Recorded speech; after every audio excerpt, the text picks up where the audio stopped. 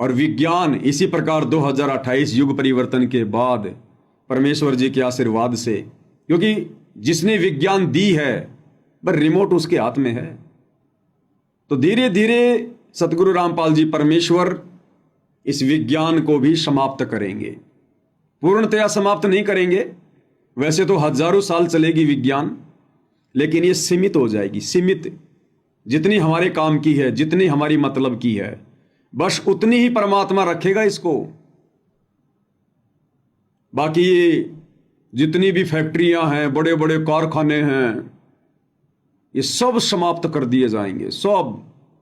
आज आदमी क्यों भाग रहा है? 2 टाइम की रोजी रोटी के लिए। आधा सा बिहार बेचारा बंबई में पड़ा है, पंजाब में, हरियाणा में लोगों की जीरी में पानी दे रहे हैं, खेतों में काम कर रहे हैं, दिल्ली में रिक्शा चला रहे हैं, सिर्फ 2 टाइम की रोटी के लिए। और जब भक्ति करेंगे परमात्मा की, सत भक्ति, शास्त्र अनुकूल भक्ति, तो ये परमात्मा 2 टाइम की रोटी का तो झंझट ही समाप्त कर देगा। और ये ज्ञान ऐसा है, इस ज्ञान की प्राप्ति के बाद, ये ज्ञान समझ में आने के बाद इंसान धीरे धीरे खुद ही इन भौतिक सांसारिक इच्छाओं से पीछे हटना शुरू कर देगा। वापस से मटके में पानी शुरू कर देगा इंसान पीना 2028 के बाद। मटके में फ्रिज के पानी को जहर समझेगा, जहर, कि क्यों पैसा बर्बाद करूं 20-30 हजार रुपए का फ्रिज लाके।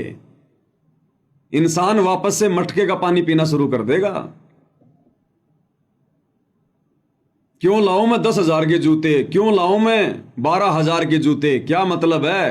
किसको दिखाना? कौन देखता है मेरे पैरों की तरफ? और देख लेगा तो मेरा क्या भला हो जाएगा? मेरी तो जेब हो गई ठंडी। नॉर्मल चप्पल जूते, नॉर्मल दिखावा समाप्त हो जाएगा, ये मान बढ़ाई समाप्त हो जाएगी। कबीर सागर के सरलार्थ में पूज्य गुरुदेव ने स्पष्ट लिख रखा, आने वाले समय में फिर क्या होगा।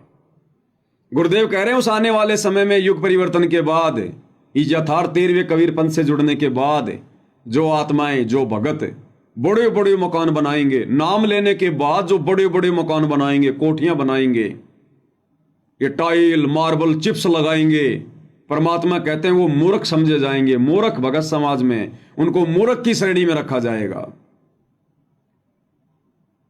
गांव में पहले की तरह छोटे छोटे लघु उद्योग शुरू हो जाएंगे, कुटीर उद्योग शुरू हो जाएंगे, कुम्हार वापस मटके बनाना शुरू करेगा, किसान वापस अच्छे से यूरिया रहित, पेस्टिसाइड रहित खेती शुरू करेगा। कोई कीटनाशक नहीं छिड़का जाएगा, कोई यूरिया नहीं डाला जाएगा। धरती को जहर बना दिया हम लोगों ने, दुनिया की देखा देखी, भौतिक इच्छाओं की पूर्ति के लिए। हम भी जहर खा रहे हैं, दुनिया को भी जहर खिला रहे हैं, घर घर में कैंसर के रोगी हो रहे हैं। पंजाब में तो माताओं का दूध भी जहर बन चुका है, दूध भी जहर। पंजाब में तो इस कदर यूरिया डाला जाता है जमीन से पैदावार लेने के लिए, केवल पेट भरने के लिए नहीं, गाड़ी लाने के लिए, मकान बनाने के लिए, लड़के को विदेश भेजने के लिए, शादी में 50 लाख रुपए लगाने पड़ेंगे। फसल पे फसल, फसल पे फसल। जहां 1 किलो यूरिया की जरूरत है वहां 5-5 किलो यूरिया ठोक रहे हैं, पेस्टिसाइड्स पे पेस्टिसाइड्स। पंजाब की धरती तो जहर बन चुकी है, इतना पाप बढ़ चुका है। और तभी देखो ये बाढ़ आ रही है, आपदाएं आ रही हैं।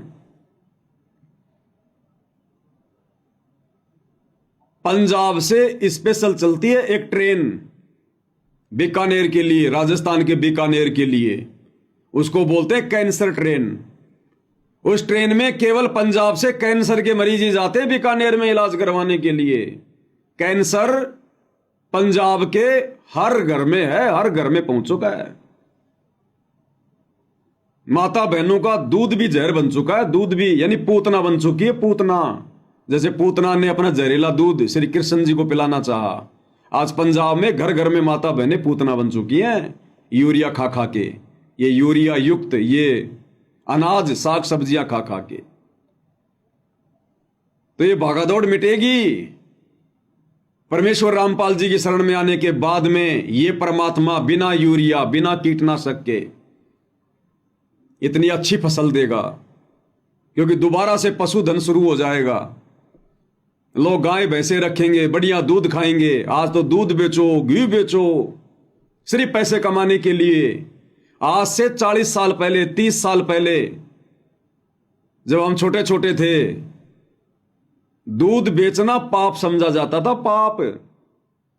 अगर कोई किसी को पैसे में दूध देता था तो ये कहते थे कि ये बड़ा नीच आदमी है, बड़ा हरामी आदमी, ये देखो दूध को भी ये पैसों में बेच रहा है। किसी के घर में ब्याह शादी होती थी, पैसे नहीं लेते थे, एक दिन पहले बोल दिया जाता था भाई कल हमारे फंक्शन है, शादी है, फलाना है।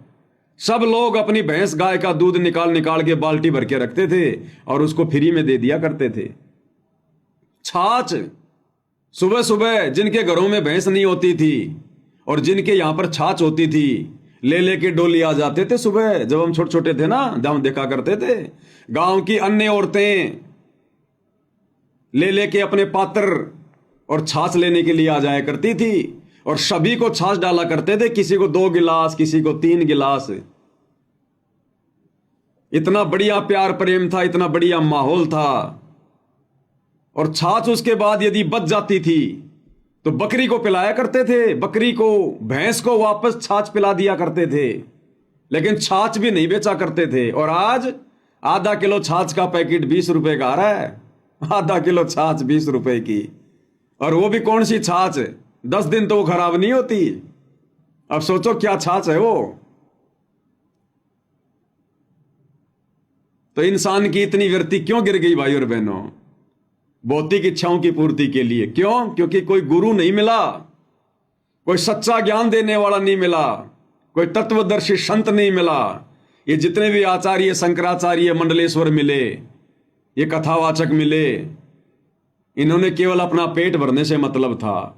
इनके पास ना तो कोई शास्त्र अनुकूल सत भक्ति है, ना इनके पास में कोई सत्य ज्ञान है जिससे लोगों के विचार ये बदल सकते। इनके खुद के विचार बिगड़े हुए। हमें तो सिर्फ नहा धो के बढ़िया पीले कपड़े पहन के चंदन का तिलक लगा के ऐसे दिखाई देते थे, बस इससे बड़ा शुद्ध कोई है ही नहीं। और इनका सबसे नीचे गिरा हुआ आचरण, सबसे अशुद्ध। तो इनके शब्दों में शक्ति नहीं थी, इनके पास आध्यात्मिक सत ज्ञान नहीं था, सत भक्ति के मंत्र नहीं थे, तो लोगों पर कोई असर नहीं हुआ। अन्यथा हिंदुस्तान में जितने गुरु हैं और हिंदुस्तान में जितनी धार्मिक आत्माएं हैं, पूरे विश्व में नहीं है। और उसके बावजूद भी घर घर का बेड़ा गर्क हो रहा, घर घर का बेड़ा गर्क। क्यों? क्योंकि सत ज्ञान नहीं है, सत भक्ति नहीं है। किसी भी माई के लाल को नहीं पता कि भगवान कौन है, फिर भक्ति क्या खाक शुरू करवाएंगे। अरे भक्ति तो उस समय शुरू होगी जब पहले में भगवान का पता चले।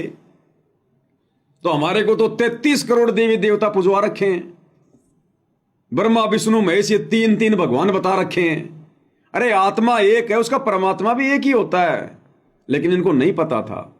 इसलिए आज समाज इस स्तर पर पहुंच गया। अन्यथा भक्ति से यदि इंसान को लाभ शुरू हो जाते, इंसान कभी भी नीचे नहीं गिरता, इतना कभी भी इतना नीचे नहीं गिरता और भगवान से डरता। क्योंकि ज्ञान से इंसान को भय होता है कि अगर मैं ये कर्म करूंगा तो मुझे इसकी ये सजा मिलेगी, अगर मैं किसी के चोरी करूंगा, किसी के साथ ठगी करूंगा, किसी की आत्मा दुखाऊंगा, अगर मैं मिलावट करूंगा तो मुझे भगवान ये दंड देगा। लेकिन हिंदुस्तान में तो भाई अध्यात्म का तो ये हाल है, इंसान के मरने के बाद फिर उसको गरुड़ पुराण पढ़ाया जाता है। मरने के बाद फिर गरुड़ पुराण की वो कथा की जाती है। अरे वो जीते जी सुनानी थी उसको, ताकि वो गलतियां करने से बच जाता। अब मरने के बाद में वो तो गधा बन के घूम रहा कहीं, और पीछे से घर वाले जो है वो गरुड़ पुराण की कथा करवा रहे हैं। अबे ये बातें उसको पहले सुनानी थी जीवित को, ताकि वो गलतियां करने से बचता, भगवान से डरता। तो भाई और बहनों, जैसे जैसे भक्ति का ये स्वरूप बिगड़ता चला गया, वैसे इंसान नीचे गिरता चला गया। तो पंजाब से तो स्पेशल ट्रेन चलती है, कैंसर ट्रेन नाम है उसका, कैंसर ट्रेन। उसमें केवल कैंसर के मरीज जाते हैं। तो अब धीरे धीरे परमेश्वर जी के आशीर्वाद से पशुधन बढ़ेगा, और परमेश्वर रामपाल जी का ज्ञान समझकर उनसे उपदेश लेकर आत्माएं डरेंगी। खेतों में यूरिया डालने से सत्सेवक भाई बहनों ने तो यूरिया बिल्कुल डालना छोड़ दिया, कीटनाशक बिल्कुल डालना छोड़ दिया, चाहे फसल हो या ना हो, और होगी क्यों नहीं, हम उस समर्थ कबीर भगवान सतगुरु रामपाल जी की शरण में हैं, जिन्होंने बिना बीज के और धना भगत के तुम्बे में और 5-5 किलो ज्वार भर दी। ये वो समर्थ है। आप और हमें क्या नहीं देगा? ये सब कुछ देगा ये परमात्मा। बस हमने विश्वास के साथ, दृढ़ता के साथ, मर्यादाओं में रहकर आजीवन ये भक्ति करते रहना हमने। तो घर घर में पशुधन होगा, लोग बढ़िया खाएंगे, बढ़िया पिएंगे, बढ़िया स्वास्थ्य रहेगा, अच्छे हमारे विचार हो जाएंगे, गलतियां करने से हम बिल्कुल चूकेंगे, सौपन में भी नहीं सोचेंगे किसी का बुरा करना, चाहे भूखे मर जाएं, चाहे एक टाइम की रोटी ना मिले, लेकिन हम किसी का छीनेंगे नहीं, किसी के साथ धोखा नहीं करेंगे, किसी के साथ में झूठ नहीं बोलेंगे, रिश्वत तो कोई सौपन में भी नहीं लेगा। तो हमारे विचार शुद्ध हो जाएंगे, हमारा शरीर शुद्ध हो जाएगा। ये बीमारियां धीरे धीरे धीरे धीरे इनका नामो निशान खत्म हो जाएगा। धीरे धीरे धीरे धीरे 2040 तक तो हॉस्पिटल भी समाप्त हो जाएंगे। हॉस्पिटल भी, किसान अपनी खेतीबाड़ी करेगा, मजदूर अपनी मजदूरी करेगा, बेटा बेटी अपने माता पिता का सहयोग करेंगे। और आज क्या हो रहा है? माता पिता बोल बोल के मर जाते हैं, जुबान में छाले पड़ जाते हैं, लेकिन बेटा बेटी का मोबाइल से ध्यान नहीं हटता। इंस्टाग्राम पर, ट्विटर पर पता नहीं क्या क्या चैटिंग फैटिंग में लगे रहते हैं। 24 घंटे अपने दिमाग में जहर घोलते रहते हैं इश्कबाजी के चक्कर में। तो जब माता पिता सुधरेंगे तो उनके बच्चे भी सुधरेंगे। जब एक परिवार सुधरेगा तो पूरा गांव सुधरेगा, गांव सुधरेगा तो एक नगर सुधरेगा, ऐसे ये पूरा देश सुधरेगा, पूरा विश्व सुधरेगा। 2028 के बाद धीरे धीरे सुधार होगा, परमेश्वर रामपाल जी की शरण में आने के बाद। ना ब्याह शादी में कोई खर्चा होगा। आज देखो वर्तमान में, ये भगवान, आग लगी पड़ी है। आज जिसके घर में बच्ची पैदा हो जाती है, ये सूचना मिलती है कि आपकी लड़की हुई है, वो इंसान अंदर से टूट जाता है, उसका 2 किलो खून कम हो जाता है। नादानी के कारण, अज्ञानता के चलते, क्योंकि समाज में जो परंपराएं आप और हम लोगों ने बिना आध्यात्मिक ज्ञान के जो बना रखी है ना, अपने पैर पे हमने खुद ही कुल्हाड़ी मार रखी है। हमने लड़की को केवल इसलिए जो है अपना बोझ मान रखा है, इन सामाजिक उल्टी परंपराओं के चलते, कि लड़की की शादी में दहेज देना पड़ेगा, गाड़ी देनी पड़ेगी, कम से कम 15-20 लाख रुपए का खर्चा होगा, इतनी बारात आएगी, इतने गहने बनवाने पड़ेंगे, इतने कपड़े सिलवाने पड़ेंगे। केवल इस व्यर्थ की परंपरा के चलते हमने लड़की को बोझ मान लिया। अन्यथा पूज्य गुरुदेव भगवान कहते हैं कि लड़की जैसा धन नहीं। लड़का फिर भी माता पिता को बुढ़ापे में दुत्कार देता है, गफलत कर देगा अपनी औरत के चक्कर में आके, कहीं बाहर रहने लग जाएगा। लड़की ससुराल में है तो भी दिन रात अपने माता पिता की चिंता में रहती है, माता पिता की टेंशन में। और जब भी उसका मौका लगेगा अपनी माँ के पास आने का, सारा काम खुद करेगी घर का। और लड़का अगर 5 दिन की छुट्टी आएगा तो यार दोस्तों के साथ में शराब पार्टी में लगा रहेगा। तो अब परमेश्वर रामपाल जी ने ऐसी शुरुआत कर दी है शादी विवाह की, 1 रुपए का लेन देन नहीं, 1 रुपए का भी। रमेणी से शादी होगी मात्र 16 मिनट में। ना कोई पीले चावल, ना कोई कार्ड, ना कोई सोना चांदी के गहने, ना कोई नए कपड़े, ना कोई भाती और बराती, ना कोई डीजे, ना कोई जलेबी, कुछ नहीं। भगत भाइयों के आपस में रमेणियां। हाँ भाई, आपने उपदेश ले रखा है? हाँ भाई ले रखा है। कौन सा नाम मिला हुआ है? ये मिला हुआ है। कब से जुड़े हो? अब से जुड़े हुए हैं। 1-2 भगत संपर्क में आएंगे, हाँ जी बहुत अच्छा भगत है, कोई दिक्कत नहीं भगत जी, बढ़िया भक्ति कर रहा, मालिक की दया है। उसी समय तुरंत उनके रिश्ते जुड़ जाएंगे और अगले 8-10 दिनों के अंदर अंदर लड़की के घर पे या लड़के के घर पे कोई बाउंडेशन नहीं है कि लड़का ही जाएगा रमेणी करने, शादी करने। नहीं, परमेश्वर रामपाल जी के मार्ग में ऐसा नहीं है। ना कोई टेंट, ना कोई तंबू, ना कोई भाती बराती, ना कोई डीजे, ना कोई दुनियादारी। 5 आदमी लड़की वाले की तरफ से यानी उसके परिवार के मेंबर, और लड़के वाले के परिवार के मेंबर, वो चाहे 10 हो, चाहे 5 हो, चाहे 15 हो। कोई रिश्तेदार नहीं बुलाने, कोई बुआ भतीजा नहीं बुलाना, कोई फूफा जीजा साला नहीं बुलाना, कुछ नहीं। और प्रतिदिन हम जो दोपहर की आरती करते हैं, बस उस आरती में दोनों बच्चों को बैठा दिया जाता है, परमात्मा जी की वाणी चलती है, या भगत भाई अपने हाथों में भक्ति बोध लेके पाठ करते हैं। मात्र 16 मिनट में परमेश्वर जी के वचन से वो दोनों बच्चे एक दूसरे के हो जाते हैं। और जो कपड़े वो बहन बेटी, वो भाई जो प्रतिदिन पहनता है, वही कपड़े रमेणी में बैठेंगे। वो अलग से कपड़े सिलवाने की जरूरत नहीं है बिल्कुल भी, अगर नहीं है तो सिलवा लो। लेकिन ये दुनिया वालों की तरह कोट पैंट वगैरह, शेरवानी, महंगे महंगे दुल्हन के कपड़े, जोड़े, ये कुछ नहीं, सिंपल कपड़े। 1 रुपए का खर्चा नहीं, 1 रुपए का खर्चा। बताओ फिर बेटी बोझ कैसे बनेगी भाई? फिर बेटी बोझ कैसे बनेगी? फिर परमेश्वर रामपाल जी के भगत, इस परमेश्वर के ज्ञान से परिचित आत्माएं आने वाले समय में उल्टा जिस घर में बेटी होगी वो बहुत ज्यादा प्रसन्न होगा। हालांकि लड़का होगा तो दुखी नहीं होगा, लेकिन लड़की से ज्यादा प्रसन्न होगा। एकदम उल्टा हो जाएगा। जैसे आज लड़का होता है तो डीजे बजते हैं, लड़की हो जाती है तो लोग मायूस हो जाते हैं। तो यह समय आएगा भाई और बहनों, गांव गांव में छोटे छोटे उद्योग हो जाएंगे, लोग अपने हाथों से कार्य किया करेंगे। ये रेडीमेड की फैक्ट्रियां, जींस विंस, टी शर्ट फी शर्ट सब बंद हो जाएंगी। ये आजकल ये लड़कियों के क्या क्या छोटे छोटे कपड़े, टाइटी फाइटी, लेगिंग फेंगिंग, तरह तरह के, पता नहीं ऐसे ड्रामेबाजी, नट पेरने जैसे, ऊपर नीचे के पहनने के, उनका ऊपर तक उनका यहां तक दिखाई दे रहा है नीचे, और उसको सब फैशन फैशन, लेटेस्ट डिजाइन।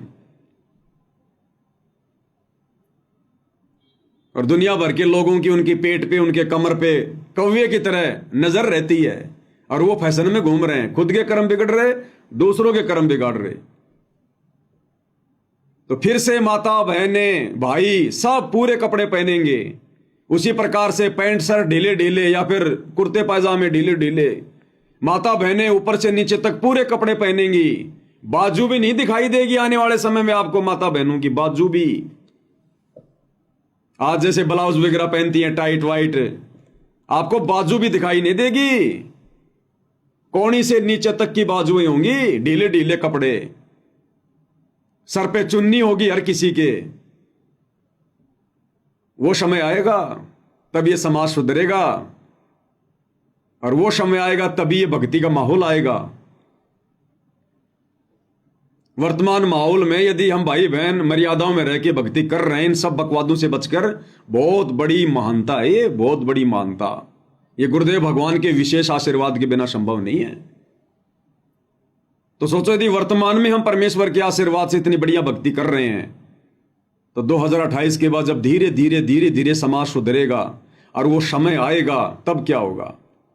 हमारी सुरती नहीं हटेगी परमात्मा के सुमरण से। सुरती कोई डिस्टर्ब करने वाला नहीं।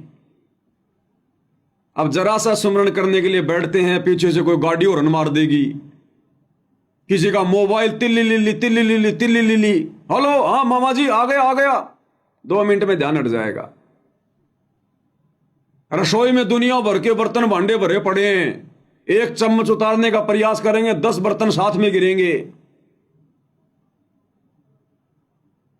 सुमरण करने बैठे, इतने में दरवाजा खटखटाएगा, घंटी बजेगी, अरे भैया तुम्हारा बिजली का बिल बाकी है, अरे भैया तुम्हारा एसी का बिल बाकी है, अरे भैया तुम्हारा पानी का बिल बाकी है। ये सब सिस्टम समाप्त है।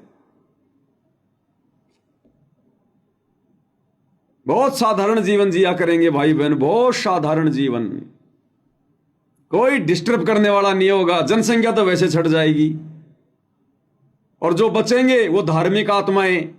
तो धार्मिक आत्मा तो शौपन में भी किसी को कष्ट नहीं देंगी, बड़ा मीठा बोलेंगे, प्यार से बोलेंगे, आधीनी से बोलेंगे। आज घर घर में लड़ाई झगड़े, घर घर में कोई लड़ाई झगड़ा नहीं होगा, सबको पता चल जाएगा क्या लाए थे, क्या लेके जाएंगे।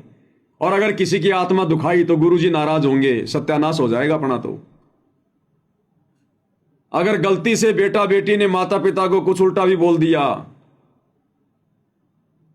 2 दिन तक उसका बुखार नहीं उतरेगा। इतना टेंशन में रहेगा वो कि मैंने इसकी आत्मा दुखा दी, ये भगवान मैंने क्या कर दिया। इतना डरा करेंगे भगवान से इस ज्ञान होने के बाद में, परमेश्वर रामपाल जी की शरण में आने के बाद में। और आज हम लोग सोशल मीडिया पर देख रहे हैं, लोग अपने माँ बाप के मरने का इंतजार करते हैं कि कब इनकी टिकट कटे और कब ये मकान मेरे नाम हो, कब ये प्रॉपर्टी मेरे नाम हो। कई बार तो सोशल मीडिया पे वीडियो आते हैं मरने के बाद भी, और कागजों पे मरे मरे के भी अंगूठे लगवाए जाते हैं, मरे मरे के भी अंगूठे। ये हालत हो गई आज इंसान की। अब सोचो भाई और बहनों, अगर ये परमेश्वर रामपाल जी भगवान हम पे दया ना करते, और अगर ये परमात्मा इस घोर कलयुग में ना आते इस धरती पर, अगर ये परमात्मा अगर 20 साल भी लेट हो जाते भाई और बहनों, 20 साल भी,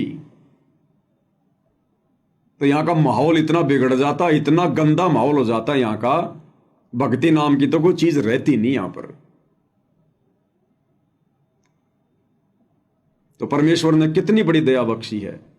तो अब परमात्मा इस शिक्षा रूपी जहर को और ये विज्ञान रूपी जहर को परमात्मा धीरे धीरे समाप्त कर देगा। ये लोगों ने जो पूरे विश्व के विनाश का सामान तैयार कर रखा है, वैज्ञानिकों ने, परमाणु बम, एटम बम, ये ज्यादातर तो भाई और बहनों इस आगामी विनाश काल के समय में फट लेंगे। क्योंकि विनाश कैसे होगा? इन्हीं चीजों से होगा। तो ज्यादातर तो ये आपस में फट लेंगे। भाई ये परमाणु बम, एटम बम कोई ब्याह शादी में आतिशबाजी के लिए तो बनाए नहीं, एक दूसरे को मारने के लिए बनाए, तो मरेंगे ही। और थोड़े बहुत जो बचेंगे उनको वैसे नष्ट करवा दिया जाएगा, या फिर उनका सदुपयोग किया जाएगा। उस परमाणु का प्रयोग जो है वो बिजली बनाने में, ऊर्जा प्राप्त करने में किया जाएगा, जो लोगों के विनाश के लिए इन्होंने बना बना के छुपा रखे हैं। और परमेश्वर रामपाल जी ने यहां तक कह रखा भविष्यवाणियां दिखा दिखा के कि पूरा विश्व एक हो जाएगा, पूरा विश्व एक। आज हर देश के बॉर्डर पर सैनिक खड़े हैं, बंदूक ले लेके, राइफल तान तान के, और दिखाई दे गया कोई भी तुरंत मार देते हैं। शूट एंड साइट के उनको बॉर्डर पे उनको ऑर्डर होते हैं। इंसान को तो कीड़ा मकोड़ा समझ रखा बिल्कुल। तो परमेश्वर रामपाल जी ने कहा कि आने वाले समय में 2028 के बाद में जो नास्तिक आत्मा, अधर्मी और पापी प्राणी जिनका खात्मा हो जाएगा, प्राकृतिक आपदाओं में, युद्ध में, महामारियों में, भूकंप में, बाढ़ में, उसके बाद पूरे देश, पूरे विश्व की ये जितने भी देश हैं और जितने भी बॉर्डर हैं वहां से सैनिक हटा दिए जाएंगे। कोई सीमा नहीं बचेगी, कोई बॉर्डर नहीं बचेगा, केवल देश रहेंगे ये टुकड़ों में। ये बाउंड्रियां हटा दी जाएगी, ये लोहे की जालियां लगा रखी हैं, दीवारें खड़ी कर रखी हैं, ये सब उखाड़ दिए जाएंगे। ये कोई किसी का 1 रुपया भी नहीं उठाएगा उसकी सीमा में आके, 1 रुपया भी जहर समझेगा। वो समय आएगा इस परमेश्वर की भक्ति से, केवल ये देश बने रहेंगे ये टुकड़ों में, लेकिन ये सीमाएं समाप्त कर दी जाएंगी। जिस प्रकार भारत देश में कितने राज्य हैं, कोई सीमा नहीं है। भारत देश के नागरिक किसी भी राज्य में आ सकता है, जा सकता है, ना कोई वीजा की जरूरत है, ना कोई टिकट की जरूरत है। इसी प्रकार आने वाले समय में पूरे विश्व में कोई भी निर्बाध रूप से आएगा जाएगा, कोई रोक टोक नहीं होगी, कोई गलत काम करने वाला बचेगा ही नहीं। गुरुदेव ने तो यहां तक कह रखा कि बच्चों, रात के 2 बजे कोई व्यक्ति यदि नोटों से भरा हुआ बैग लेकर अकेला जा रहा है, उसको कोई टोकने वाला भी नहीं मिलेगा, टोकने वाला भी, ये पता होने के बावजूद भी कि इसके पास में पैसे हैं। जहर समझेंगे, जहर, कि भैया इसके पैसे हैं, मेरे लिए तो जहर है हाथ लगाना भी। और आज इंसान अच्छा खासा दिखाई दे रहा है, बढ़िया कपड़े, जेब में चाहे 2 रुपए भी नहीं हो, मौका देख के आदमी पेट में चक्कू मार देता है कि आदमी ने इतने बढ़िया कपड़े पहन रखे, पैसे भी होंगे इसके पास में। ये हाल हो रहा है आज। साइबर ठग, ऑनलाइन ठगी कर रहे हैं। तो भाई और बहनों, धीरे धीरे माहौल सुधरेगा 2028 के बाद में। ये अनहोनी सी लग रही है, लेकिन परमात्मा अनहोनी ही किया करते हैं। अरे परमात्मा फिर क्या होता है? अगर जनसाधारण की तरह चलता रहेगा, यूं ही दुनिया खपती रहेगी, मरती रहेगी, गरीब दुखी होता रहेगा, अमीर मौज मस्ती करता रहेगा, चोर चोरी करते रहेंगे, गरीब पिसता रहेगा, फिर भगवान के आने का मतलब क्या है? तो भगवान ने जो समय निर्धारित कर रखा है युग परिवर्तन का 2028, उस समय तक तो भैया तांडव मचेगा। सारे उल्टे कर्म होंगे जो हो रहे हैं। और युग परिवर्तन के बाद में जितने बचेंगे पृथ्वी पर, वो सब के सब परमेश्वर रामपाल जी की शरण में आएंगे।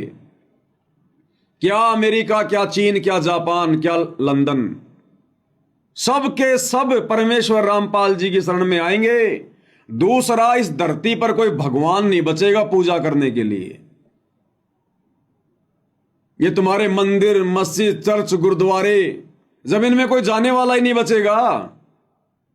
सबको इस आध्यात्मिक ज्ञान से पता चल जाएगा परमात्मा कौन है। हमें तो परमात्मा चाहिए। ये सब समाप्त हो जाएंगे ऑटोमेटिक, स्वतः ही। इनमें कोई जाएगा ही नहीं। अरे कहीं कोई शराब का ठेका खुला है और उस गांव के व्यक्ति यदि समझदार हो जाएं, शराब के अवगुण से परिचित हो जाएं और वहां से शराब खरीदना बंद कर दें, तो वो शराब का ठेका धीरे धीरे अपने आप ही बंद हो जाएगा। जब कोई पीने वाला ही नहीं मिलेगा तो पिलाने वाला क्यों होगा फिर? तो जब इन धार्मिक स्थानों पर, जिनको हम धार्मिक स्थान समझ रहे हैं, जमीन पर कोई जाने वाला ही नहीं मिलेगा, इन देवी देवताओं की कोई भक्ति करने वाला ही नहीं रहेगा, केवल एक परमात्मा की भक्ति करेंगे सब, जो परमेश्वर रामपाल जी हमें दे रहे हैं वर्तमान में। ज्ञान हो जाएगा। ये सौते धीरे धीरे धीरे धीरे खंडरों में तब्दील हो जाएंगे, खंडरों में।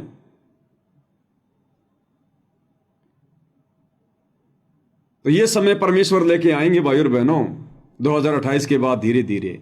तो वर्तमान में हम लोगों ने संयम रखना है। इस भागादौड़ वाली वर्तमान की काल प्रेरित दुनिया को देखकर हमने मन में दोष पैदा नहीं करना। आने वाले समय में यदि किसी की इज्जत होगी तो परमेश्वर रामपाल जी के भक्तों की होगी। गरीब इंसान की इज्जत होगी। गरीब को, निर्धन को बहुत ही महान व्यक्ति माना जाएगा, क्योंकि भक्ति उसी की सफल होगी जो साधारण जीवन जिएगा। और ऐसी आत्माओं को सब सम्मान की दृष्टि से देखा करेंगे। साधारण से मकान बना के रहेंगे, कच्चे मकान। जबरदस्ती का बखंडर शुरू नहीं करेंगे, कोई भी डरेंगे। आत्मा ही गवाही नहीं देगी, आत्मा ही गवाह नहीं देगी। अगर जरा भी दिखावा कर दिया, जरा भी आवश्यकता से ज्यादा पैसा लगा दिया, अंदर से कलेजा धक धक करेगा कि भगवान मेरी मर्यादा तो नहीं टूट गई, मेरी मर्यादा तो नहीं टूट गई। उस मकान में रहने की इच्छा नहीं करेगी तुम्हारी। उस मकान में तुम्हें जहर दिखाई देगा, वो मकान जिसमें मार्बल, चिप्स, टाइल वगैरह लगी होंगी।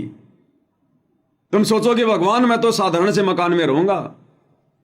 अपनी ईंटों की दीवार खींच लेंगे, ऊपर अपनी झोपड़ी डाल लो या अपना कोई लेंटर डाल लो, उसके प्लास्टर भी नहीं करवाएंगे भाई बहन, प्लास्टर भी। आप नहीं देखा करते थे आज से 30-40 साल पहले, प्लास्टर भी नहीं करवाया करते थे। और नीचे खाली सीमेंट का आंगना होता था, सीमेंट का, कोई टाइल मार्बल फार्बल नहीं। ये तो अब लग गई आग फालतू में दिखावे के लिए कि लोग क्या कहेंगे, घर में शादी है, रिश्तेदार आएंगे, क्या कहेंगे। तुम्हारी इतनी भी औकात नहीं है कि तुम इस पे टाइल लगवा सको, मार्बल लगवा सको। तो बिना आध्यात्मिक ज्ञान के आदमी लोकलाज में जीता है, मान बढ़ाई में जीता है, अहंकार में जीता है, दिखावा चाहता है। और जब हमें आध्यात्मिक ज्ञान हो जाएगा गुरुदेव की शरण में आकर, हमारे अंदर से लोकलाज समाप्त हो जाएगी। दुनिया को क्या दिखाना? अगर मैं टाइल लगवाऊंगा तो पैसा मेरा पड़ोसी देगा क्या? मेरा रिश्तेदार देगा क्या? तो कर्जा मैं क्यों सिर पे करूं? कल को किस्त भरूंगा भक्ति क्या मैं खाक करूंगा 24 घंटे, तो किस्त दिमाग में रहेगी, हे भगवान मेरी किस्त आने वाली है, किस्त आने वाली है। दिन में इतनी बार नाम सुमरण नहीं करेगा जितनी बार वो किस्त उसको याद आएगी। तो कौन लेगा ऐसे आफत मोल? और 2028 के बाद में ये लोगों के बड़े बड़े मकान, बड़ी बड़ी बिल्डिंगें, बड़े बड़े होटल, बड़े बड़े शोरूम, जिनमें लोगों ने करोड़ों रुपए लगा रखे हैं, इनमें कबूतर अंडे देंगे, कबूतर। ये खाली पड़े रहेंगे, भगत तो इनकी तरफ थूकेंगे भी नहीं। जब जनसंख्या कम होगी, इनको बनाने वाले भी चले जाएंगे, रहने वाले भी चले जाएंगे, जो भक्ति नहीं चाहेंगे। इनमें कबूतर अंडे देंगे, ये खंडर होके गिरेंगे धीरे धीरे। भक्तों की तो इच्छा ही नहीं करेगी उनमें रहने की, क्यों घुटने तोड़ूं मैं जो है 4थे फ्लोर पे। और जहर दिखाई देंगे ये सुंदर सुंदर मकान, जहर। साधारण से मकान अपने खेत में बना के या जहां भी जो रह रहा है, ये शहरों से दुनिया भाग जाएगी वापस। गांव में जमीन खाली पड़ी रहेगी। अगर किसी भगत के जमीन नहीं है तो टेंशन लेने की जरूरत नहीं है, खरीदने की जरूरत नहीं है, मिट्टी को कोई नहीं खरीदेगा। ये दुनिया भर के लोग ले लेके फार्म हाउस पड़े हैं, ले लेके जमीन 10-10 एकड़ 50-50 किल्ला लेके पड़े हैं ना, जो आज अपने आप को जमींदार कह रहे हैं बिना भक्ति के। ये जमीन से उठा लिए जाएंगे काल के द्वारा, इनकी जमीनें खाली पड़ी रहेंगी। और उस जमीन को भी हम अपने गुरुदेव से आज्ञा लेकर, और जब गुरुदेव भगवान कहेंगे कि बेटा ठीक है, वो जमीन का टुकड़ा तू तेरे काम में ले ले, अपनी भक्ति कर और अपना पालन पोषण कर, बस उतना ही जितनी आवश्यकता होगी। बाकी खाली पड़ी रहेगी तो पड़ी रहेगी, हमें कोई लेना देना नहीं है, कोई लेना देना नहीं है। उतना ही पैदा करेंगे जितने से हमारा पेट भर जाए बस, और भक्ति हो जाए परमात्मा की। ज्यादा समय भक्ति, थोड़ा समय काम। और गुरुदेव भगवान कह रहे हैं बच्चों, फिर उस समय तुम्हारे लिए परमात्मा शतलोक से भेजेगा, शतलोक से।